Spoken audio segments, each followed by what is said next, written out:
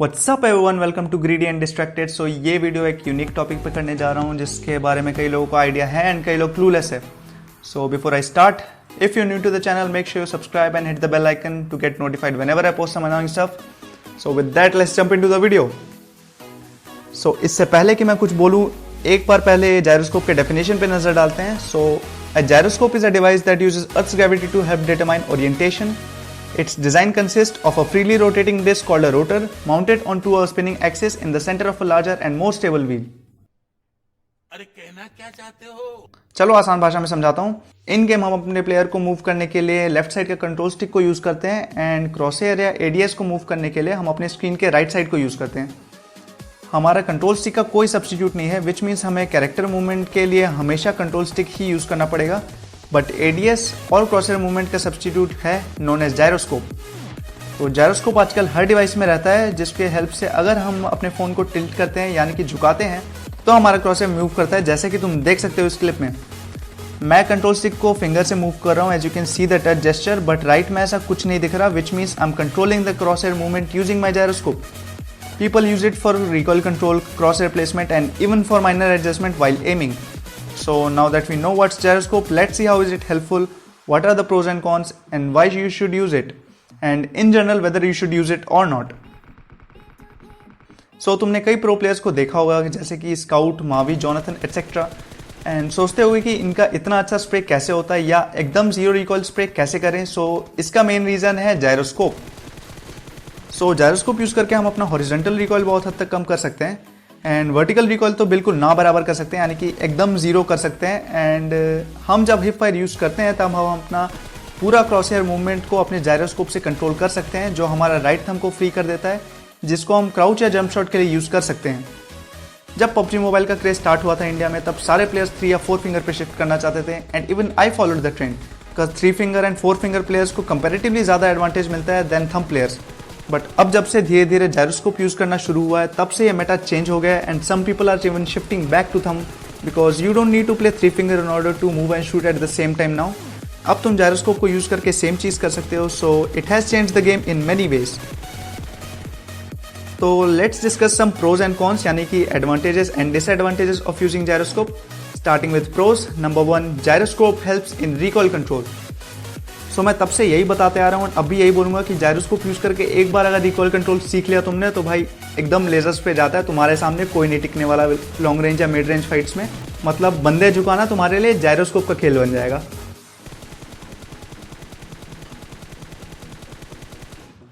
Number 2, gyroscope helps इन minor adjustment while aiming. तो भाई हम जब हिप फायर करते हैं या इवन एडीएस करते हैं तो हमारा एम डायरेक्ट बंदे पे नहीं जा पाता कई बार जल्दी, एंड उस पर ले जाने के पहले ही शूट करना स्टार्ट कर देते हैं, जिससे रिकॉइल की वजह से हमारा काफ़ी बुलेट्स मिस हो जाता है। सो यहाँ पे जायरोस्कोप हमारा ये मदद करता है कि हम जब बंदे के आसपास भी लेके जाते हैं एंड कई बार हम एनिमी के ऊपर क्रॉसहेयर नहीं भी लगा पाए तो हल्का सा फ़ोन को टिल्ट करके वो एडजस्ट कर सकते हैं हम। तो इससे हमारी कुछ माइनर गलतियाँ हम रेक्टिफाई कर सकते हैं, इससे हमारी कई बुलेट्स भी बच जाएगी एंड इवन हमारी जान भी बच जाएगी।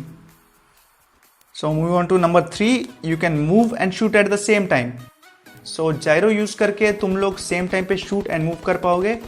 सो ऑटोमेटिक गन पे तो ये जायरो के बिना भी पॉसिबल है अगर हम हिप फायर कर रहे हैं तो, मगर जब सेमी ऑटोमेटिक या एडीएस करते हैं तो मूवमेंट एंड शूटिंग एक साथ नहीं हो पाता, which is major drawback for thumb players. हाँ, 3 फिंगर वगैरह में हो तो मूव एंड शूट एक साथ कर सकते हो, but that's a totally different thing. So moving on to con section, number 1, gyroscope increases the screen shakiness. So एक बहुत बड़ा ड्रॉबैक है जायरोस्कोप के साथ कि इससे स्क्रीन शेकनेस बढ़ जाता है एंड स्टार्टिंग में बहुत ज़्यादा प्रॉब्लमेटिक होने वाला है, specially if you have a low and device. एक लो एंड डिवाइस में गेम ऑलरेडी लो एफपीएस पे चल रहा होता है या अटक अटक के चलता है एंड उसके ऊपर अगर स्क्रीन शेकनेस बढ़ जाए तो बंदे पे एम लेना ही मुश्किल हो जाता है एंड जब तक एम लेते हैं तब तक भाई अपना कॉफिन डांस हो जाता है। तो इस चीज़ का तो कोई फिक्स है नहीं। अगर तुम्हारे पास फ़ोन है जिसमें मीडियम या लो एफपीएस सिर्फ सपोर्ट करता है, या अगर तुम्हारा प्रोसेसर लो है जिसकी वजह से अटक अटक के तुम्हारा गेम चलता है, तो sorry to say but gyroscope will be a big headache for you. Number 2, gyroscope it's bad for close range. So ये एक बहुत ही आर्ग्यूएबल पॉइंट होगा and I respect everyone's opinion, but let me tell you gyroscope close range के लिए खराब कैसे हो सकता है। So when we use gyroscope to move our crosshair, हमारा एक लिमिट सेट रहता है, क्योंकि आप 90 डिग्रीज राइट या लेफ्ट मूव कर सकते हो, बट एकदम 360 तो नहीं घूम सकते ना। तो कई बार अगर पूरा चिपक के फाइट होता है या फिर घर पे घुसते वक्त जब पूरा एक भसड़ सा मच जाता है एक जगह पे, तो वहाँ पे जायरोस्कोप एकदम हमारा हेल्प नहीं कर सकता, वहाँ पे हमें अपने फिंगर्स पे ही डिपेंड होना पड़ेगा। So last but not the least, third con is limitation in device movement. So ये थोड़ा सिली बट इंपॉर्टेंट पॉइंट है कि आपको फ़ोन एक सर्टेन पोजीशन में होल्ड करके रखना पड़ेगा if you're a gyro player. As a non gyro player तुम आराम से टहलते हुए या बैठ के या लेट के खेल सकते हो, बट इफ़ यूर यूजिंग जायरो तो तुम्हें एक सर्टेन पोजीशन में बैठ के एंड अपने फ़ोन को एक सर्टेन पोजीशन में होल्ड करके ही खेलना पड़ेगा। हाँ, आफ्टर सम प्रैक्टिस जब यूज टू हो जाओगे तो तुम लेट के भी खेल सकते हो, मैं खुद भी लेट के खेलता हूँ, बट ऑफन तुम्हें बैठ के ही खेलना पड़ेगा एंड एक सर्टेन पोजीशन में ही होल्ड करना पड़ेगा अपना phone, specially if you have gyro always on. So those are all the pros and cons I face till now and मैं खुद भी अभी सीख रहा हूँ। तो ऑल सजेस्ट कि तुम लोग एक बार खुद से ट्राई करो जायरोस्कोप। फर्स्ट डे बहुत मरोगे, पर 1 या 2 वीक बाद जब अपना हाथ सेट हो जाएगा तो भाई पूरा आतंक मचा दोगे तुम गेम में एंड बहुत मज़ा आएगा इसको यूज़ करके। So now let me show you the settings which will help you set up your gyroscope. So let's start with basics. यहाँ पे अगर तुम लोग देखोगे तो तुम्हें 3 ऑप्शंस दिखेंगे under gyroscope, which are always on, scope on and off. So ये नॉर्मली ऑफ पे रहेगा, but you can switch it to always on और स्कोप ऑन। आई सजेस्ट कि स्कोप ऑन से स्टार्ट करो एंड थोड़ा TDM में ग्राइंड करो एंड जब धीरे धीरे फ़ोन टिल्ट करने का आदत लग जाए तो फिर उसके बाद ऑलवेज ऑन करके ग्राइंड करना। आई keep it in scope on क्योंकि मैं कई बार एंट्री फ्रैगिंग भी करता हूँ, जिसकी वजह से मुझे एकदम चिपक के कई बार एनिमी से फाइट करना पड़ता है, तो वहाँ पे मेरा जायरोस्कोप एकदम ख़राब परफॉर्म करता है। So I keep it in scope on, but तुम लोग खुद से जाके ट्रेनिंग ग्राउंड में देख सकते हो, खुद एक्सपेरिमेंट करो एंड देखो कि तुम्हारे लिए क्या जमता है एंड उसको ही रखो तुम। इसके बाद हम लोग चलते हैं सेंसिटिविटी में एंड यहाँ पे सबसे नीचे मिलेगा हमें जायरोस्कोप सेंसी। तो यहाँ पे मैं पहले अपना सेंसी दिखा दूँ तुम लोग को, तुम लोग इसे कॉपी कर सकते हो या फिर अपना खुद का सेंसी भी बना सकते हो। एंड अगर तुम्हें सेंसिटिविटी पे एक सेपरेट वीडियो चाहिए तो कमेंट कर देना, मैं ट्राई करूँगा जल्दी ही पोस्ट करने का, क्योंकि उतना बड़ा टॉपिक है नहीं sensitivity. So let me know in the comment section. तो पहले मैं एक बार अपना सेंसी एक्सप्लेन कर देता हूँ। मेरा थर्ड पर्सन या फर्स्ट पर्सन देख के कोई फ़ायदा है नहीं, क्योंकि मैं क्रॉसर मूवमेंट पूरा ADS से ही करता हूँ। तो आई सजेस्ट कि अगर तुम लोग third person and first person भी कंट्रोल करना चाहते हो जायरोस्कोप से, तो पहले इसको लो रखो, फिर धीरे धीरे उसे बढ़ाना प्रैक्टिस के बाद। तो अब रेड डॉट पे चलते हैं। तो रेड डॉट में मैं पूरा फुल रखता हूँ, क्योंकि रेड डॉट पे ज़्यादा रिकॉइल लगता है एंड कम होने से फिर स्वाइप करना पड़ता है। सो पूरा फुल ही रखता हूँ एंड 2x भी, क्योंकि मैं 2x ज़्यादा यूज़ नहीं करता तो मैं इसे रेड डॉट जितना ही रख देता हूँ।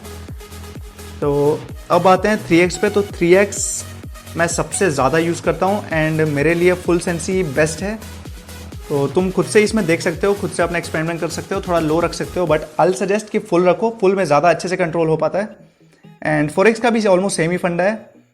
तो अब बात आती है 6x एंड 8x पे। तो let's be practical. 6x and 8x spray वगैरह के लिए ठीक है, 8x पे तो ऐसे स्प्रे होता नहीं है accept MK14।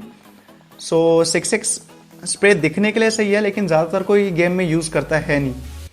So 6x and 8x का कम ही रखना बेटर है, क्योंकि अगर कोई स्प्रे भी करता है तो 6x से उसको 3x बना के करता है, तो इवेंचुअली उस पर सेंसिटिविटी 3x का ही लगता है एंड 6x का नहीं।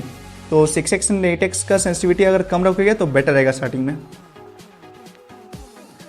So that was it for the video guys. Comment down your questions if you have any, and if you like the video then make sure you share and subscribe. So keep supporting, stay greedy, and I'll see you next time.